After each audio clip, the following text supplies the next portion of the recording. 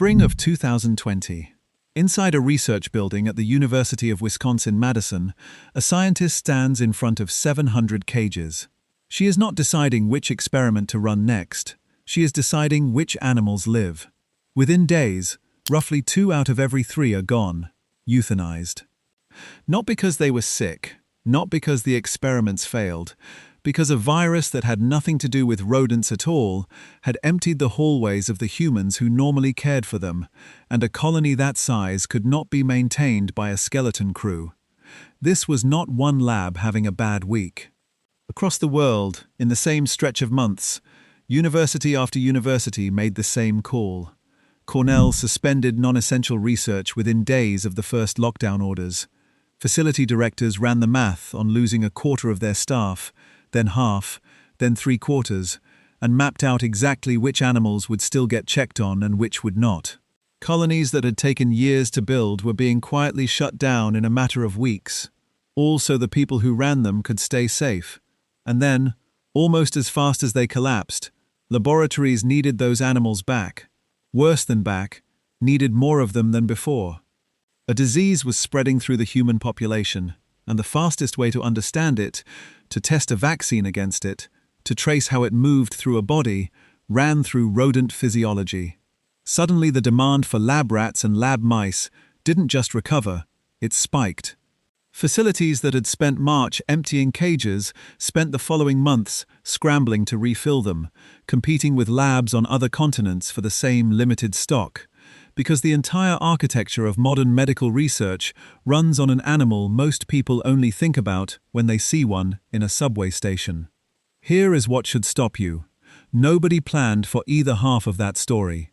Nobody engineered a system where a research colony could be gutted overnight and still be functionally rebuildable within a season. There was no rat somewhere coordinating supply to meet the coming demand, no central authority allocating which university got the next shipment, no manager tracking global stock levels, no single point of control anywhere in the chain. And yet the underlying biology that let those colonies exist in the first place, fast maturity, frequent litters, animals that reach breeding age in a matter of weeks rather than years, is the exact same biology that let the system absorb a shock that would have permanently crippled almost any other kind of population. That's the paradox sitting underneath this entire story, and it's worth saying it plainly before we go any further. Nothing about a rat colony has a chief executive. Nothing about it has a 5-year plan. There is no elected leader deciding how many young to raise this season, or how to respond when a third of the group disappears overnight. And yet the colony, whether it's living in the walls of a lab building in Wisconsin or in the dirt beneath a city block, behaves like it's been engineered for exactly this kind of disruption. It absorbs the loss, it reorganizes, it rebuilds. Somehow, without anyone steering it, the system produces an outcome that looks a great deal like resilience. That's strange enough to sit with for a second. No one is in charge, and yet the thing keeps functioning anyway. This isn't really a story about a shortage of lab animals in the spring of 2020, although that event is a real, documented, and useful place to start. It's a story about the system running underneath that event, a system that had already been quietly propping up modern medicine for more than a century before anyone noticed it during a pandemic. Insulin, vaccine safety testing, cancer treatment protocols. Almost every major medical breakthrough of the last 100 years passed through a rat colony at some stage, and most of the people who benefit from those breakthroughs have no idea that the colony itself is not just a stockpile of identical animals. It's a functioning social structure with its own internal logic, its own way of allocating space and resources, its own method of recovering from loss. And understanding that structure is the only way to understand why the system behaved the way it did when the world tried to shut it down. Underneath every one of those cages, and underneath every sidewalk grate in every major city on Earth, is a structure most people have never thought to picture. Not a nest, not a den, a warren. An excavated, interconnected system of tunnels and chambers that a group of rats builds together and maintains together, and that outlives any individual rat living inside it. Start with scale, because the number surprises most people. A single wild colony of Norway rats, the species behind both your subway platform and your laboratory cage, can hold more than 150 individuals sharing one contiguous burrow system. That figure comes from field research, stretching back to the 1950s, and confirmed repeatedly since. Colonies of that size aren't the exception. They're what happens whenever food is reliable enough to support one. Picture that for a second. Not a pair. Not a family unit. Something closer to a small town, all routed through the same tunnels, all drawing from the same territory, all built underground where you'd never know it was there unless you started digging. Inside that town, the labor of construction is genuinely collective. The tunnels aren't dug by one dominant animal and used by the rest. They're excavated jointly, over time, by whichever rats are present and capable, expanding as the colony grows and collapsing sections as they become unnecessary. Chambers get carved out for specific purposes. Nesting chambers where females give birth and raise young, storage chambers where food gets cached, and communal sleeping chambers where colony members physically pile on top of each other to share body heat. That huddling isn't incidental. It's thermoregulation by committee. No rat can generate enough warmth alone in a cold tunnel, but a chamber full of animals stacked together can hold heat none of them could hold individually. Now picture yourself inside that structure. You are one of maybe 150 rats sharing this burrow. You didn't choose your tunnel assignment, and nobody assigned it to you either. You move through a network built by rats that may have died before you were born, using pathways that get reinforced by scent markings left by everyone who's walked them before you. Tonight, and every night before this one. Outside the burrow, that same principle continues. Rats don't wander randomly across their territory. They establish trail systems, fixed above-ground routes, marked with olfactory cues, that the whole colony uses to move between the burrow and reliable food sources. You are not exploring your neighborhood. You are following a route that the group, collectively, and without any single planner, has already agreed upon. Beneath that surface-level cooperation, though, sits something more contested, and worth naming as exactly that. Researchers studying rat colonies have documented dominance hierarchies, patterns where certain individuals, more often males than females, consistently win confrontations and get priority access to food or mates, while other individuals consistently defer, showing submissive posture or avoiding contact altogether to sidestep conflict. Some studies describe this in the language of ranks: an alpha animal, a handful of beta animals beneath it, acting with more confidence, but stepping aside for the alpha, and a wider base of subordinate rats below both. It sounds tidy when described that way. It is not settled science. Researchers who study these colonies under natural or semi-natural conditions are candid that the finer mechanics remain genuinely unclear, whether individual rats specialize in fixed roles, whether some are reliably the ones who dig while others reliably defend or scout for danger, is still an open question. The colony clearly organizes itself. Exactly how much of that organization is rigid hierarchy and how much is fluid, situational, and renegotiated constantly is a debate researchers have not resolved. What is better documented is how the female side of the colony structures itself, and it looks nothing like a strict pecking order. Female rats, typically related through the maternal line, tend to cluster into smaller working groups of 1 to 6 animals inside the larger colony, each maintaining her own nest chamber, but frequently sharing the broader burrow system. In many of these groups, something called communal nesting takes place, related females pooling their litters into a shared chamber and nursing each other's young indiscriminately, without regard for which pup belongs to which mother. A rat pup in one of these chambers may be nursed by an aunt as readily as by its own mother. There's no ledger being kept. The system simply produces more surviving young than any single female raising a litter alone could manage, and it does so through cooperation that looks less like a hierarchy and more like a rotating collective. The male side of the colony tells a different story, and it shifts depending on population density, which is itself worth sitting with, because it means the structure of a rat colony isn't fixed. It's responsive. At low density, a single male will typically claim a group of females, and their shared burrow as his territory, actively defending it against other males and mating largely within that group, a pattern researchers describe as polygynous and territorial. But as density rises, that arrangement becomes physically impossible to maintain. One male cannot patrol every entrance to a burrow system holding well over 100 animals, and once he can't, exclusive access collapses on its own. Multiple males end up breeding across the colony. The territorial system doesn't get overthrown by any single event.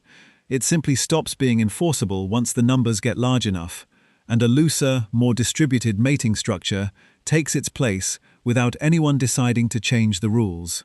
Somewhere in an inner-city neighborhood of Vancouver, in the second half of the 2010s, a team of researchers set out to answer a question that city governments everywhere have quietly assumed the answer to for decades.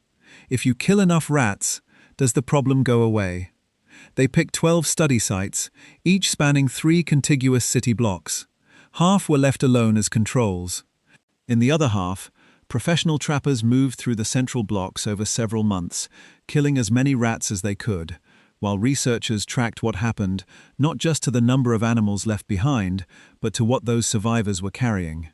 Because the real danger a rat colony poses to the humans living above it was never simply, "There are rats here."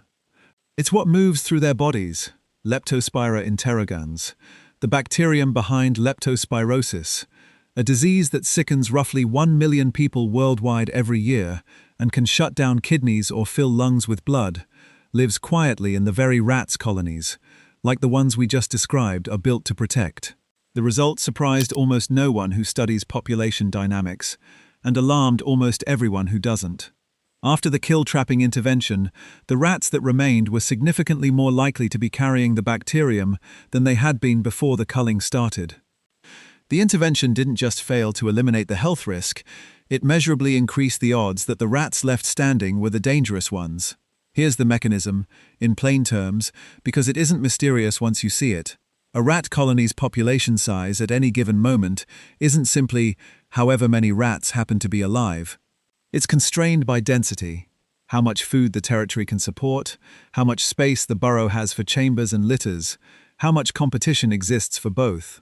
When trappers remove a large chunk of the colony, they aren't shrinking a fixed population. They're relieving that density pressure. The rats who survive suddenly have more food per animal, less competition for burrow space, and better conditions to breed in than they had the week before. Females reach breeding readiness faster, litters get bigger. The system, structurally, isn't damaged by the loss. It's given room to expand, and it does, often faster than before the intervention started. Ecologists have a name for this pattern when it shows up across species, from crustaceans to game fish to invasive predators. The Hydra effect, a nod to the mythical serpent that grew 2 heads for every one that was cut off. Strip away the metaphor, and the plain language version is this. Sometimes killing more of a population doesn't shrink it. It removes the internal competition that was holding growth back, and the population rebounds larger than it started. It's been documented formally in fisheries management, in invasive species eradication programs, and now directly in urban rat control. New York City offers the clearest large-scale illustration of exactly this failure mode playing out in real time at real cost. The city spends in the neighborhood of $500 million a year fighting its rat population, trapping, poisoning, sealing, inspecting. Despite a marked increase in rodenticide application between 2014 and 2019, researchers tracking the data found rat sightings kept climbing across that same window, not falling. A similarly aggressive rodenticide campaign in Salvador, Brazil, produced comparably minimal reductions. The city didn't fail because the poison wasn't strong enough, or the traps weren't well placed. It failed because poison and traps attack individual rats, and the colony was never a fixed stockpile of individuals in the first place. It's a self-correcting system that reallocates resources the instant pressure is removed from any part of it. This is worth sitting with for a moment, because it reframes something from a few minutes ago in this story. When 2 out of every 3 animals in that Wisconsin research colony were euthanized in the spring of 2020, the system didn't need a surviving leader to rebuild itself. It needed exactly what the Vancouver survivors got by accident: reduced density, freed up resources, and functioning females of breeding age. That's not resilience in some inspirational sense. It's a mechanical property of how the colony allocates itself, running exactly the same way whether the pressure comes from a pandemic emptying a lab or a city government spending $500 million trying to make the opposite happen. Day to day, outside of crisis, that same self-correcting machinery is what keeps a stable colony running at all. Rats returning from a trail rely on scent cues left by every other colony member who has walked it, which means a food source discovered by one animal effectively becomes known to the group within days, without a single rat ever reporting anything. Rats groom each other constantly, a behavior called allo-grooming, which does double duty as hygiene maintenance and as the social glue that keeps large numbers of animals tolerating close proximity without constant conflict. And rats learn fast, and learn from each other. Associative learning about which foods are safe and which locations are dangerous spreads through a colony at a pace that has made this exact species one of the most studied learning models in behavioral science, which is a thread this story will pick back up shortly. That question about different pressure has an answer, and it comes from an unexpected direction.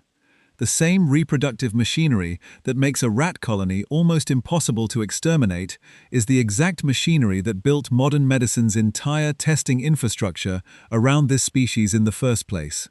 Think back to what drives the Hydra effect in that Vancouver data. Females reaching breeding readiness faster once density drops, litters growing larger, generations turning over in weeks rather than years. Strip away the context of pest control for a moment, and look at those same traits from a laboratory's point of view instead. Fast maturity, frequent litters, short generational turnover. From a pest manager's chair, that's a nightmare that defeats a $500 million a year budget. From a research director's chair, sitting in a building trying to test a vaccine against a disease that didn't exist 18 months earlier, that same biology is the only reason the work is possible at all. You cannot run 6 generations of a genetic study on an animal that takes years to reach reproductive age. You can on one that reaches it in weeks. This is not an incidental overlap. It's the same colony-level trait, doing 2 completely different jobs depending on who's asking. Rat physiology maps onto human physiology closely enough, across cardiovascular systems, neurological structures, and metabolic pathways, that researchers have leaned on it for more than a century of major medical work. From early insulin research, to modern cancer treatment protocols, to the vaccine safety testing that most people never think about until a headline forces them to. None of that depended on a handful of individually remarkable rats. It depended on a supply chain that could reliably produce large, genetically consistent populations on a research timeline.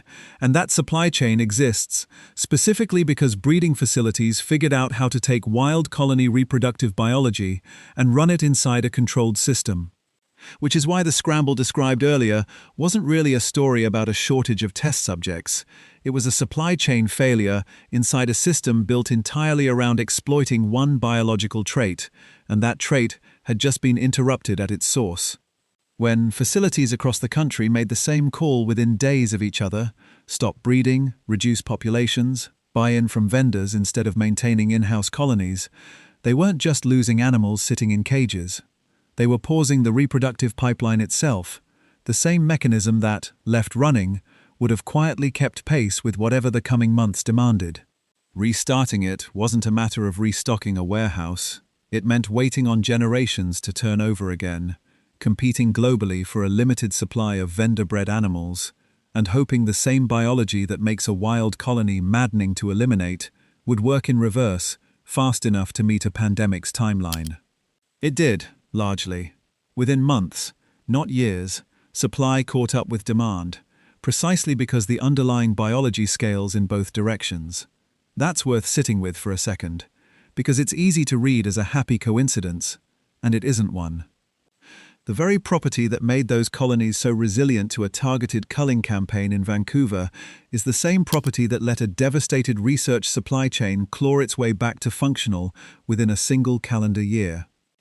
Two completely different institutions, a city health department trying to kill rats and a university trying to breed them faster, were, without knowing it, pulling on the exact same biological lever, one from each direction. There's something worth pausing on here that a purely structural account of colony logistics would skip past. The animals inside those breeding facilities are not, biologically speaking, a separate species from the ones running through Vancouver's alleys or nesting under a Wisconsin parking structure. Laboratory rat strains were domesticated from wild Norway rat stock, selectively bred over generations for docility and genetic uniformity. But the reproductive engine underneath them is the same one described a few minutes ago. The same trail marking, the same allogrooming, the same density-driven breeding response. A lab rat in a climate-controlled facility and a wild rat in a Vancouver alley are running the identical system under wildly different pressure. One of them gets called a pest, the other gets called a research subject. Neither label changes what's actually happening at the level of the colony. In a lab at the University of Chicago, in December of 2011, researchers ran an experiment that had nothing to do with breeding rates or burrow logistics. They put two rats who already shared a cage into a test arena. One was free to roam, the other was sealed inside a clear plastic restrainer with a door that only opened from the outside, requiring real physical force to shift. 23 out of 30 free rats eventually learned to open it, taking an average of almost 7 days to work out the mechanism. That alone might be explained away as curiosity or a response to the trapped rat's distress calls. So the researchers, led by Inbal Ben-Ami Bartal, Jean Desetti, and Peggy Mason, tried to rule that out. They ran control conditions with an empty restrainer, with a restrainer holding a stuffed toy rat, with a second rat already loose behind a barrier. Across all of those controls, only 5 out of 40 rats ever opened anything. The behavior wasn't general agitation, it was specific to a trapped, living cagemate. Then they made it harder. They gave the free rat 2 restrainers to choose from, one holding its trapped companion, the other holding a pile of chocolate chips, a food rats will reliably work for on its own. A rat with no interest in helping anyone could have eaten every chip before bothering with the cagemate at all. Instead, across repeated trials, the free rats opened both restrainers at almost identical speed and typically shared the chocolate with the companion they'd just freed, rather than finishing it themselves. The researchers were careful about what they claimed. They didn't argue the rats were consciously reasoning through morality. What they argued, and what the data supported, was that something about a companion's distress was itself aversive enough to the free rat that ending it functioned as a reward, rivaling food a hungry rat would otherwise take for itself. Their own conclusion left the door open rather than closing it. The free rats appeared to be acting to end distress, either their own discomfort at witnessing a trapped companion or the trapped companion's discomfort directly. The paper does not claim to have separated those two possibilities, and more than a decade later, researchers studying prosocial behavior in rodents still haven't fully settled which one is doing more work, or whether the distinction is even the right question to ask. Hold that next to everything this story has described so far, because the two don't sit together easily. A colony that reorganizes its breeding output, the instant density drops, that reroutes its trail system through scent markers with no individual planner, that survived a pandemic-driven collapse and a deliberate culling campaign through the same mechanical logic either way. None of that required assuming any single rat felt anything at all. The system worked because of structure, not sentiment. And yet inside that same species, in a controlled lab setting, individual rats have now been documented, foregoing an immediate, guaranteed reward to end another animal's distress. Repeatedly, without training, without an obvious survival benefit to themselves in that moment. Whatever is happening in that arena isn't explained by density pressure or trail systems. It's happening at a level the colony-wide account simply doesn't reach. That's a genuine, unresolved seam in the story, and it's worth naming as exactly that rather than smoothing it over. Nobody currently knows how to fully reconcile a species whose population-level behavior looks like pure mechanism with individual members of that species who, under experimental conditions, behave like something closer to what we'd call empathy in a human. Both are documented. Neither cancels the other out. If you want to see exactly how that experiment was built and watch the actual restrainer setup that produced those numbers, there's a clip linked below worth pulling up.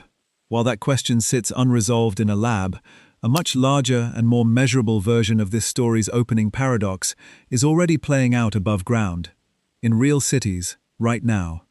In 2025, a research team led by Jonathan Richardson at the University of Richmond published an analysis of rat population trends across 16 cities worldwide, using years of public complaint and inspection data as a proxy for actual rat numbers. 11 of those 16 cities showed significant, sustained increases. Washington, D.C. led the group, with rat numbers up roughly 390% over the study period. San Francisco followed at close to 300%, Toronto near 186%, New York City at around 162%. Only 3 cities, Tokyo, Louisville, and New Orleans, saw meaningful declines. The mechanism tracks with everything already established. Warmer cities extend the window rats spend foraging above ground before retreating underground for winter, and that extra activity translates directly into more breeding cycles per year. Denser, more urbanized cities offer more food waste and more structural cover. Climate warming and urban growth aren't separate pressures acting on the colony. They're the same density and resource lever from Vancouver and Wisconsin, now operating at a planetary scale, with cities themselves supplying the conditions instead of a lab technician or a culling crew supplying them by accident. Which brings this back, finally, to that scientist standing in front of 700 cages in the spring of 2020.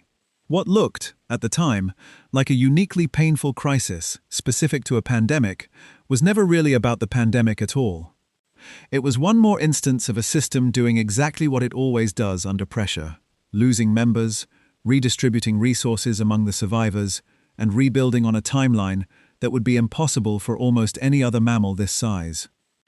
The same biology that let that colony recover fast enough to help build a vaccine is, right now, letting rat populations expand across a warming planet faster than most cities' pest budgets can track. Nobody is running either process. Nobody needs to. The system was never waiting for a leader. It was only ever waiting for enough rats, enough burrow, and enough pressure to respond to. And as long as those 3 things exist, this species was never in danger of needing us to save it. If anything, the last 100 years of medicine suggest it's still deciding how much it's willing to save us.